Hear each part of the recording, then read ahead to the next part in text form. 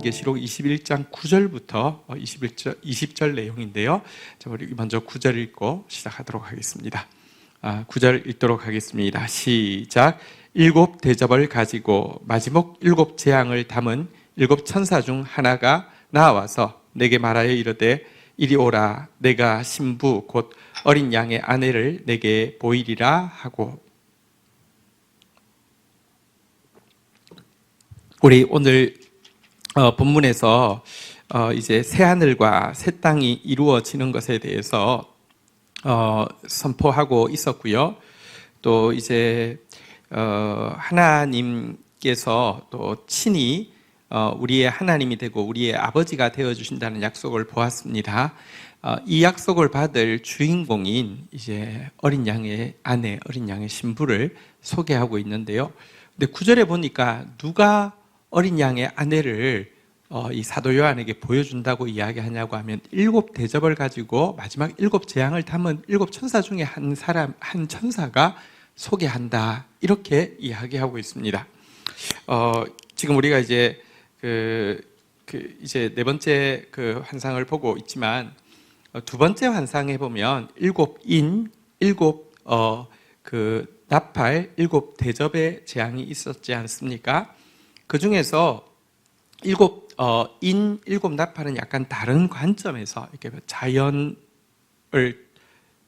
중심으로 재앙을 보여주고 또 인간을 중심으로 재앙을 보여주는 다른 관점의 것이라고 하면, 일곱 대접은 이제 최종적인 이 두 개가 합쳐져서 최종적인 재앙을 보여주고 있었는데요.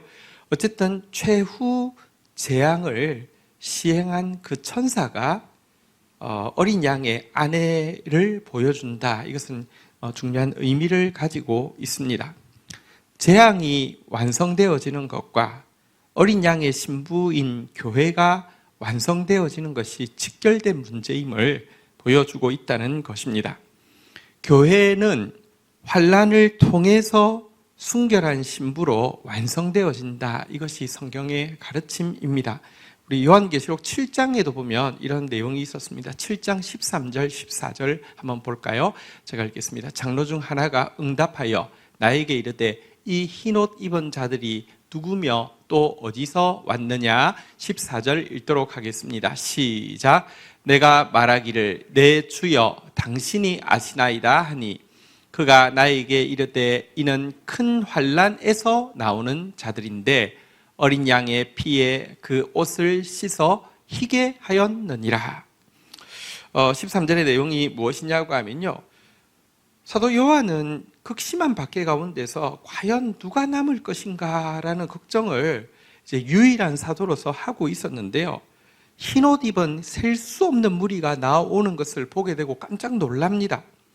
24보좌에 있던 장로 중에 한 사람이 묻죠. 이들이 누구며 어디서 오느냐? 뉘앙스는 이들이 누군지 아느냐, 어디서 오는지 아느냐, 이런 뉘앙스죠. 14절에 요한은 도대체 이 박해 가운데서 이 헤아릴 수 없는 흰옷 입은 무리가 어떻게 나올까? 내 주여 당신이 아시나이다. 무슨 말입니까? 잘 모르겠습니다. 어떻게 이런 일이 생겼는지 모르겠습니다 라고 이야기하자 한번 따라하겠습니다. 이는 큰 환난에서 나오는 자들인데, 이 말은 무슨 뜻이냐고 하면요, 이들은 환난으로부터 건진받은 자라는 뜻이 아니라 환난을 통과하고 건진받은 자들인데 라는 뜻입니다. 환난은 교회를 없앨 것 같은데요, 아니요, 환난은 교회를 완성합니다. 환난을 에서 나오는 자들인데 어린 양의 피에 그 옷을 씻어 희게 하였느니라. 어쨌든 여러분, 일곱 대접, 일곱 재앙이 다 마치고 나서 이 환난을 통하여서 어린 양의 피로 그 옷을 씻은 흰옷 입은 셀 수 없는 하나님의 교회가 완성된다, 이렇게 이야기하고 있습니다. 오늘도 우리에게 환난이 있다는 것은 그래도 부족하지만 하나님이 우리를 하나님 자녀라고 생각하신다는 증거고, 더 나아가 우리를 어린 양의 신부로 다듬고 있다는 증거입니다. 그래서 우리가 감사해야 합니다. 자, 10절, 11절 보도록 하겠습니다. 자, 교독을 하겠습니다. 성령으로 나를 데리고 크고 높은 산으로 올라가 하나님께로부터 하늘에서 내려오는 거룩한 성 예루살렘을 보이니 11절 같이 한번 읽도록 하겠습니다. 시작. 하나님의 영광이 있어 그 성의 빛이 지극히 귀한 보석 같고 벽옥과 수정같이 맑더라. 자, 이제 이 7 그 천사 중에 한 사람이 이렇게 보여주리라라고 이야기하자 성령께서 그를 데리고 이제 보여주셨습니다. 이제 환상이 이렇게 펼쳐지는 것이죠. 여기 보니까 한번 따라하겠습니다. 하나님께로부터 하늘에서 내려오는, 우리가 기억해야 합니다. 교회는 거룩한 예수의 신부로 준비하는 공동체이기 때문에 거룩의 표대를 삼고 몸부림쳐야 합니다. 거룩을 위해서 애써야 합니다. 그러나 꼭 기억해야 될 것은 우리가 거룩을 위해서 몸부림치는 표대는 놓지 않아야 되지만 우리의 노력으로 거룩이 완성된다고 착각해서는 안 됩니다. 거룩은 예를 들어 교회가 땅에서부터 거룩을 취하였다고 하면 어떻게 이 어린 양의 신부가 나타나겠습니까? 땅으로부터 성도들에 의해서 올라오는 거룩한 성 예루살렘, 이렇게 돼야 되겠죠? 그렇지 않습니다. 성경에 보면 예를 들어 야곱 같은 일을 한번 생각해 보십시다. 야곱이 에서보다 도덕적으로 성품적으로 더 워낙 괜찮습니까? 전혀 그렇지 않습니다. 성격도 차라리 에서가요 탁 욱하는 게 있어서 그렇지 그냥 욱하고 나서는 뒤끝이 없는데요. 야곱 얼마나 뒤끝이 있습니까? 문제 많습니다. 그런데 하나님께서 야곱을 택하신 이유는요, 야곱은 이 거룩, 하나님을 닮아가는 표대를 놓지 않았다는 것입니다. 험악한 나그네 세월 130년 동안 끊임없이 하나님의 다루심 앞에서 끊임없이 깨어지고 끊임없이 범죄하지만 끊임없이 이 과정을 포기하지 않았다는 것입니다. 거룩의 표대를 놓지 않았기 때문에 하나님께서 야곱을 믿음의 조상으로 삼아 주신 것이죠. 그렇지만 거룩의 표대를 놓지 않았다고 해서 그의 모습이 정말 이제는 흠도 없고 완벽하고, 야, 이 정도면 우리의 표대로 삼기에 조금도 부족하지 않아, 야, 야곱만큼만 됐으면 좋겠어, 그렇지 않잖아요. 그죠? 우리가 거룩을 위해서 우리 인생 맞는 순간까지 끝까지 야곱처럼 포기하지 않고 몸부림쳐야 합니다. 그러나 겨우 거룩이 완성되어지는 것은요, 다시 한번 따라하겠습니다. 하나님께로부터 하늘에서 내려오는, 여러분, 이 완성은 하나님께로부터 내려오는 것이죠. 자, 그런데 이제 그 예루살렘, 새 예루살렘 성, 교회의 영광을 보는데 첫인상 11절에 보니까, 여러분은 사람을 볼 때 제일 처음에 뭘 봅니까? 지금 이 성을 보는데 물건을 볼 때는 여러분은 제일 처음에 뭘 봅니까? 물건을 볼 때 뭐가 제일 먼저 보이죠? 차를 볼 때 예를 들면 색깔이 먼저 보일 수도 있고 형태가 먼저 보일 수도 있고요. 이렇게 어쨌든 먼저 보이는 게 있잖아요. 그죠? 지금 하늘에서 내려오는 거룩한 새 예루살렘을 볼 때 제일 먼저 요한의 눈에 띈 것은요, 한번 따라하겠습니다. 그 성의 빛이, 일단 빛깔을 먼저 보고 있습니다. 이 새 예루살렘이 하늘로부터 쫙 내려오는데, 교회가 완성된 교회가 하늘로부터 쫙 내려오는데 먼저는 빛을 보았습니다. 이 빛에 대해서 무엇이라고 묘사하고 있냐고 하면요, 지극히 귀한 보석과 같다라고 이야기했는데요, 지극히 귀한 보석으로 한번 따라하겠습니다. 벽옥과 수정같이 맑더라. 여기 벽옥이라는 단어가 나오는데요, 이 고대에는 가장 귀한 보석의 대명사로 벽옥을 사용했던 것 같습니다. 그래서 이 성을, 이 새 예루살렘 성의 빛깔이 벽옥과 같다, 이렇게 묘사를 하고 있는데요, 근데 이 벽옥과 같다라는 묘사는 우리가 앞부분에 보면 하나님을, 보좌에 앉으신 하나님을 보았을 때에 요한이 이렇게 묘사하고 있습니다. 요한계시록 4장 3절에 보면 한번 볼까요? 요한계시록 4장 3절 보도록 하겠습니다. 읽겠습니다. 시작. 앉으신 이의 모양이 벽옥과 홍보석 같고 또 무지개가 있어 보좌에 둘렀는데 그 모양이 녹보석 같더라. 하나님의 모습을 이게 모습이라기보다는 어쨌든 빛깔이겠죠. 벽옥과 홍보석 같다 이렇게 묘사를 하고 있습니다. 벽옥이라는 이 그 보석은요, 이렇게 하나님을 묘사할 때 사용된 것 외에는 하나님의 이 새 예루살렘을 사용할 때만 사용되어지고 있는 보석입니다. 그리고 구약의 제사장의 이 흉패에 이렇게 있던 12보석 중에 하나인데요. 어쨌든 하나님의 빛깔로 벽옥이라는 고대의 아주 귀한 보석을 이렇게 그 하나님의 빛깔로 묘사했는데, 새 예루살렘이 하늘로부터 내려오는 빛깔이 벽옥과 같다. 이 말은 하나님의 영광을 온전히 반사하고 있다. 이렇게 이야기하고 있는 것입니다. 교회, 완성된 교회의 빛깔은 하나님의 빛과 흡사함을, 하나님의 빛을 반사하여서 하나님의 빛과 동일함을 보여주고 있습니다. 그날에 우리가 참 하나님의 빛과 같은 모습으로 빛나게 될 것이다. 이런 약속이지요. 자, 이어서 이제 빛깔을 보고 나서는 이제 구석구석 이제 디테일을 이제 보기 시작하는데요. 새 예루살렘이 탁 내려오면 새 예루살렘 성이잖아요. 성이 내려오면 제일 먼저 뭐가 보이겠어요? 성문부터 보이겠죠, 그죠? 성문. 그 다음에 성문을 이렇게 둘러싸고 있는 게 이제 성인데, 이 이제 성에 바깥에 보면 우리가 성을 보면 이렇게 쭉 가다가 이렇게 튀어나오고 쭉 가다가 튀어나오잖아요, 그죠? 이런 걸 성곽이라고 하는데요. 어쨌든 성문과 성곽이 딱 성에 들어가기 전에 제일 먼저 보이겠죠. 자, 이제 빛깔을 보고 나서 조금 더 가서 성문과 성곽에 대해서 묘사하기 시작합니다.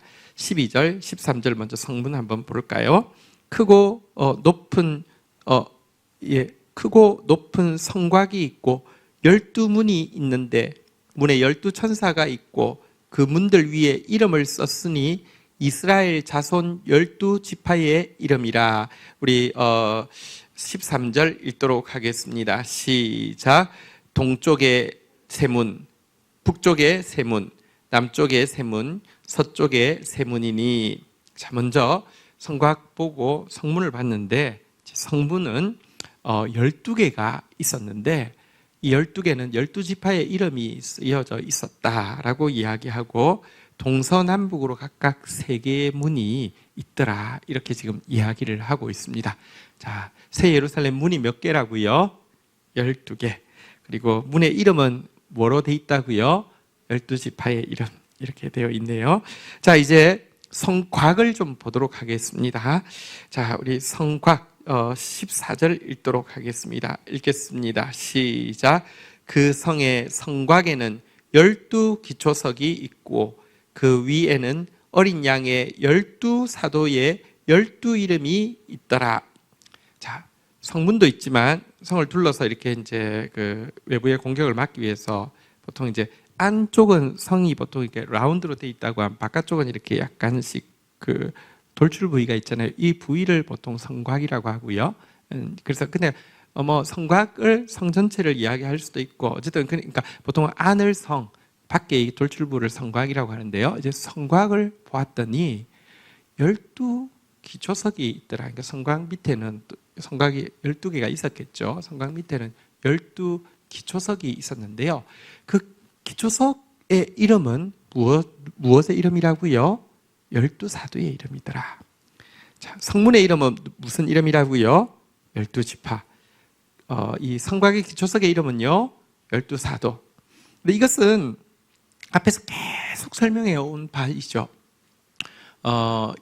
12지파는 구약의 참된 교회를, 그리고 12사도는 신약의 참된 교회를 이야기하는 것이죠. 만약에 이게 진짜 12사도라고 하면 사도 요한 이름은 어디 있어야 됩니까? 지금 사도 요한은 구경하고 있는데 지금 내 자리에 누가 들어간 겁니까? 그 말이 아니라 완전수 12의 구약의 참된 교회, 신약의 참된 교회가, 다시 말하면 신구약의 예수 그리스도를 바라보는 참된 교회가 온전케 이 천국을 구성하게 된다, 이런 의미고 지금까지 계속 성경에서 이야기해 온 바입니다. 자, 이제 먼저 빛깔을 보았고요. 문과 성곽에 쓰여진 이름을 보았습니다. 그 다음에는 무엇에 관심이 있을까요? 15절 한번 보도록 하겠습니다. 같이 읽도록 하겠습니다. 읽겠습니다. 시작. 내게 말하는 자가 그 성과 그 문들과 그 성곽을 측량하려고 금 갈대자를 가졌더라. 자, 그 다음에 관심사는 사이즈입니다. 이 성이 얼마나 큰가? 우리도 보통 해외여행을 가면, 어떤 도시에 가면 여기 차로 이 끝에서 이 끝까지 가려고 하면 한 몇 분 걸려요. 보통 이제 그 관광지에 처음 도착해서 택시를 이제 부르잖아요. 택시를 부르면 택시 기사하고 이제 대화를 하잖아요, 그죠? 대화를 할 때 보통 묻는 게 그런 것이죠. 여기 보통 이제 관광을 하려고 하면 이제 주로 택시를 타고 다녀야 되니까 여기서 이 끝에서 이 끝까지 가는데 얼마나 걸려요? 그렇게 묻잖아요, 그죠? 이 사도 요한도 관심사이겠죠. 이거 얼마나 클까? 이게 굉장히 관심사가 되겠죠. 그래서 이제 그러자 이미 다 알고 있잖아요. 그러니까 천사가 이미 금 갈대자, 그러니까 갈대라고 하니까 뭐 갈대 이런 게 아니라, 그러니까 이렇게 우리가 그 자가 이렇게 일자로 쫙 돼 있는 것처럼 이런 금자를 이미 가지고 있었는데요. 자, 뭘 측정할 것입니까? 한번 따라하겠습니다. 문들, 성곽, 어쨌든 그러니까 이 전체를 다 측량하려고 한다, 이렇게 되어 있습니다. 여러분, 여기 성 그리고 성곽, 그러니까 성은 보통 이제 안쪽 사이즈를 이야기하고 성곽은 바깥까지를 포함한 것인데요. 이걸 전체를 다 측량하려고 한다라고 하는 것은 사실 새 예루살렘이 완전히 완성되었음을 다시 한번 보여주는 것입니다. 왜냐고 하면요, 요한계시록 11장 1절 2절에 가면 이런 장면이 있었습니다. 한번 교독해 보겠습니다. 또 내게 지팡이 같은 갈대를 주며 말하기를, 일어나서 하나님의 성전과 제단과 그 안에서 경배하는 자들을 측량하되. 한번 따라가겠습니다. 성전과 제단과 경배하는 자들. 다시 말하면 성전 안뜰만, 예루살렘 성전 안뜰만 측량하라고 요한에게 명령을 했죠. 2절 한번 보도록 할까요? 같이 읽겠습니다. 시작. 성전 바깥 마당은 측량하지 말고 그냥 두라. 그것은 이방인에게 주었은즉 그들이 거룩한 성을 42달 동안 짓밟으리라. 이 3년 6개월 동안 1260일 동안 아직까지 교회가 완성되어지지 않을 때 이것이 이방에 의해서 더럽혀질 것이고 공격받을 것이고 오염되어질 것을 이야기했는데요. 그러니까 그때는 예루살렘 성전 전체에서도, 성전 전체에서도 성전 그 안까지만 측량하려고 했는데요. 지금은 성전이 아니라 성곽까지 전부 다 측량하라고 하고 있죠. 이것은 이제 완성된 것을 보여주고 있는 것입니다. 자, 이제 사이즈를 한번 보도록 하겠습니다. 16절, 17절 한번 사이즈 보겠는데요. 자, 먼저 성 사이즈부터 한번 보도록 하겠습니다. 읽겠습니다. 시작. 그 성은 네모가 반듯하여 길이와 너비가 같은지라. 그 갈대자로 그 성을 청량하니 12,000 스타디온이요 길이와 너비와 높이도 같더라. 자, 우선 모양이 여기 보니까요, 길이, 너비, 높이, 길이, 너비, 높이. 예. 어쨌든 이것이 동일했는데요. 얼마라고요? 자, 12,000 스타디온. 자, 근데 여기서 12,000에서 우리가 한글 말고 숫자로 쓰면 1, 2, 0, 0, 0이 되잖아요. 그죠? 1, 2는 계속 본 거죠. 앞에서 보니까 문이 몇 개, 예, 그리고 성곽 기초석이 몇 개, 예, 다 완전수인데요. 여기 12,000도 또 완전수죠. 12에다가 곱하기 1,000, 1,000이라는 것은 천만만할 때 1,000이죠. 14만 4천도 기억나시죠? 12 곱하기 12 곱하기 1,000, 그래서 14만 4천에서 신구약의 참으로 구원받은 모든 성도, 이런 뜻인데요. 이 성도 청량을 했더니 12,000 스타디온이 나왔습니다. 우선은 이제 완전하다는 뜻을 가지고 있고요. 근데 12,000 스타디온이 얼마냐고 하면요, 2,400km인데요. 길이가 2,400km. 자, 2,400이면 우리나라가 부산까지 가면 450km. 저기 평양 지나서 저기 신의주 쪽까지 가면 우리가 삼천리 반도 금수강산이라는데 1,000km 정도, 1,000km 조금 넘으려나요?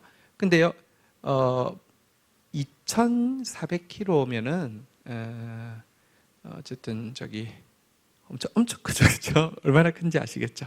이 성이 어쨌든, 근데 이게 또 완전히 정방형이잖아요. 정육면체 이잖아요. 높이도 그렇게 높고, 길이도 그렇게 높고, 넓이도 그렇게 높고, 이렇게 돼 있는데요. 어쨌든 하나님 나라가 이 새 예루살렘이 굉장히 크다는 걸 보여주면서, 특별히 이게 길이, 너비, 높이가 같다는 것은, 여러분 우리 이 성막이 보면 지성소 사이즈가 길이, 너비, 높이가 똑같습니다. 그러니까 이것은 이 교회 전체가 지성소와 다름이 없이 된다, 이런 의미를 가지고 있습니다.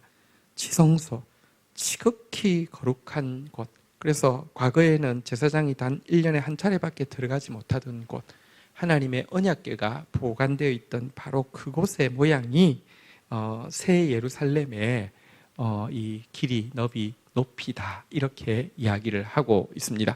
17절에 보니까요, 성곽이 나오네요. 성은 보통 안까지를 이야기하고, 성곽은 거기서부터 바깥, 이제 여기 있는 데까지, 다시 말하면 방어하기 위해서 이제 있는 이 성 바깥 외벽까지의 길이를 이야기하는데요. 한번 따라, 이게 몇 규빗이라고요? 한번 따라하겠습니다. 144규빗. 여러분, 144도 숫자로 한번 바꿔보니까요, 144잖아요. 이거 어디서 많이 본 거 아닙니까? 14만 4천 할 때 그 144에다가 공공이 붙었던 거잖아요. 그죠? 어쨌든, 이 144라는 것은 12 곱하기 12인데요. 이것 역시 이제 이 완전수, 하나님의 백성의 완전한 수다, 이런 의미입니다. 물론 이것을 규빗이니까 곱하기 하면 한 65m 정도 됩니다. 그러니까 성의 폭이 65m인데요. 65m가 얼마 정도 될까요? 우리 저 끝에서 저 끝까지가 얼마 정도 나올까요? 혹시 우리 누구 감이 있는 권 집사님, 우리 이 끝, 저기 우리 벽 끝에서 저 끝까지가 50m. 예. 그러면 65m면 이보다 더 넓다, 그죠? 와, 그럼 몇 차선일까요? 이게 한 65m면 한 몇 차선 나올까요? 한 5차선 나올라나? 어쨌든 그러니까 뭐랄까요? 이 성 위에 이제 군대가 이제 막 이렇게 대비하기 위한 장소, 요 사이즈가 65m 정도 된다. 어쨌든 엄청나게 큰 것은 알 수 있겠죠. 그죠? 한 잘은 모르지만 5차선 막 이렇게 왕복 5차선 차끼리 다닐 수, 글쎄요. 4, 5차선 어쨌든 엄청 이제 큰 크기인데, 어쨌든 크기도 크지만 의미하는 바는 굉장히 정확합니다. 12,000 스타디온 12 곱하기 1,000, 144규빗 12 곱하기 12. 자, 어쨌든 하나님 나라가 이렇게 지성소와 같은 곳으로, 그리고 완전한 하나님의 백성들이, 신구약의 모든 백성들이 기거하는 곳으로 회복되어진다, 이렇게 이야기하고 있습니다. 자, 지금까지 무엇을 보았는지 한번 생각해 볼까요? 첫 번째, 성의 빛깔을 보았고요. 두 번째는 성의 문과 성곽을 보았고요. 세 번째는 사이즈를 보았습니다. 이제 네 번째 보게 되는 것은요, 건축 재료를 보게 됩니다. 21장 18절 한번 보도록 하겠습니다. 같이 읽도록 하겠습니다. 시작.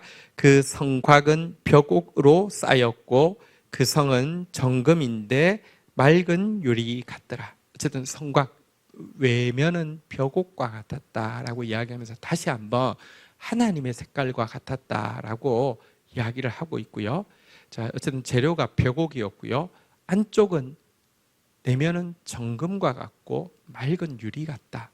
성도는 정금과 같이 변하지 않아야 하고요.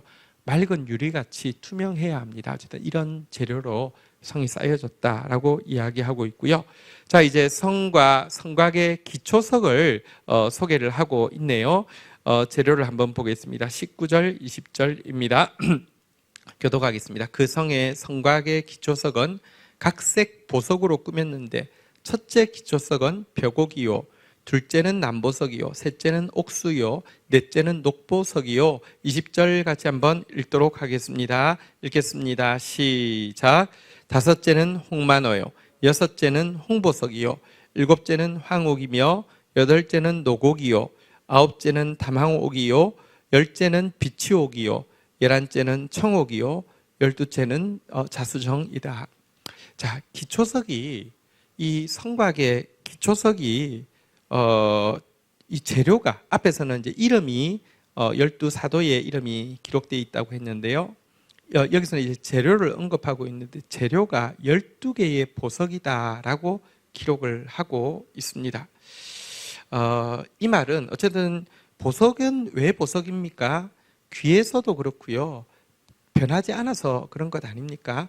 아주 귀하고 변함없는 완성되어진 교회와 성도의 모습을 이 보석으로 보여주고 있는데요. 특별히 이 새 예루살렘 성의 이 재료가 기초석이 12보석이었다는 것은 또 다른 중요한 의미를 가지고 있습니다.